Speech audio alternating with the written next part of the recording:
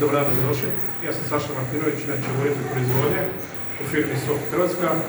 Trenutno stojimo ispred proizvodnje maskica koje su jedinstvene u Europi. Proizvodimo 4-slojne medicinske maske.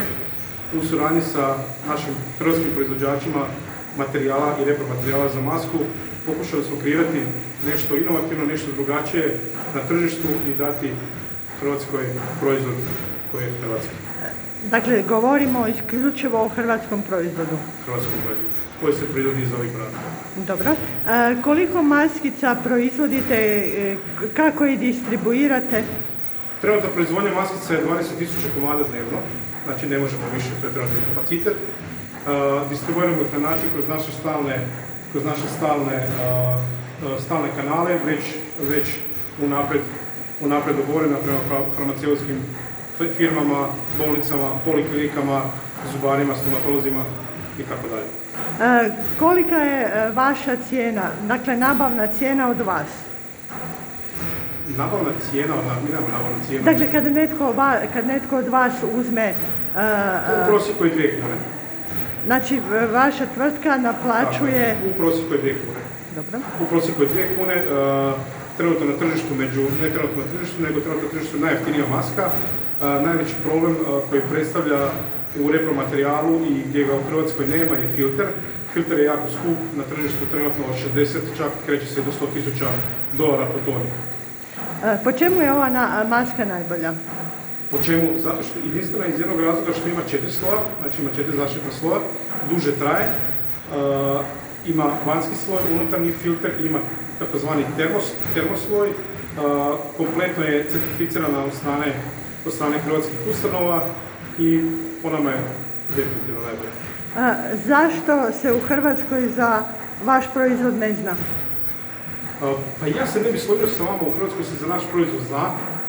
Mi nismo nikad bili izvikani, niti smo htjeli nekakve velike pompe raditi oko toga iz jednog razloga što je naša proizvodnja zasnovana samo na 20.000 komada, što su jako male količine. Imamo jako puno firmi koje sigurno proizvode veće količine od nas, znači mi smo jedna mala obiteljska firma i smatram da jako puno ljudi zna za nas, jer jako puno ljudi naručuje iste maskice od nas, tako da ne bi se složio s vama. Tko naručuje maskice od vas?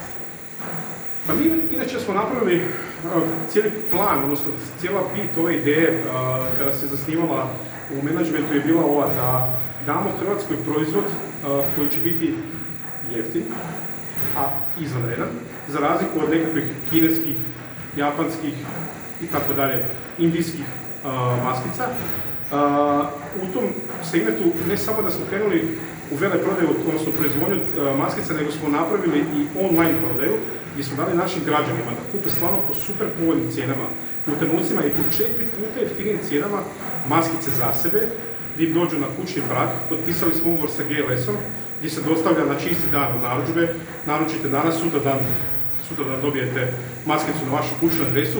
Tu smo uveli jedno pravilo, pisano pravilo, gdje ne možete naručiti više od 2 kutije maskica. Što znači, ne može nitko preprodavati, ne može se događati ono što se događalo na raznim internet stranicama, na Njuškoru i tako dalje, gdje se kupovalo po 10, 20, 50 kuna maskica, jedna medicinska. Znači, nismo dozvolili jednostavno da se događa ono što se događalo u prošlosti. Dakle, ajdemo konkretno. Građani u apotekama maske plaćaju ove jednokratne između 7 i 8 kuna. Kolika je cijena vaše maske? U prosjeku 2 kune. U prosjeku 2 kune. Dakle, šta je ovo drugo? Trgovina, prevara, što je to? Na koga mislite? Mislim na ovo, dakle, što građani su prinuđeni kupovati maske koje koštaju 7-8 kuna, a prije su koštale 50 lipa.